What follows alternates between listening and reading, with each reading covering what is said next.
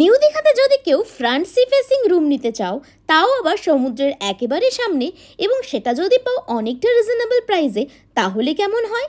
আমরা গিয়েছিলাম hotel MTM C সাইডে, যেটি রয়েছে সমুদ্রের একেবারে সামনে।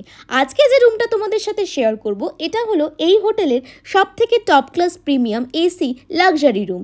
এই রুমের বাথরুমের কন্ডিশন তো তোমাদেরকে দেখিয়ে দিলাম।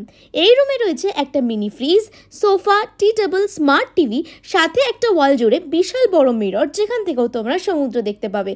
এই হোটেলের নিজস্ব রেস্টুরেন্ট রয়েছে, যেখান থেকে তোমরা নিজেদের পছন্দ মতো খাবার অর্ডার করতে পারো। এই রুমের একটা বিশেষত্ব হচ্ছে, এই রুমের 3 দিক থেকেই তোমরা সমুদ্র দেখতে পাবে। এমনকি রাতে শুয়ে শুয়েও তোমরা সমুদ্রকে এনজয় করতে পারো।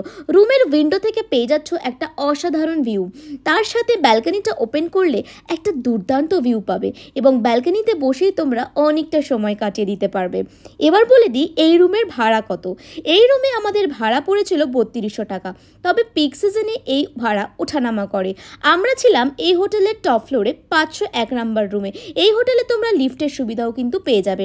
তাই যারা ভাবছো নিউ দীঘাতে হোটেল নেবে, আবার সি ফেসিং, তাই দেরি না করে এই হোটেলে অবশ্যই করে যোগাযোগ করতে পারো।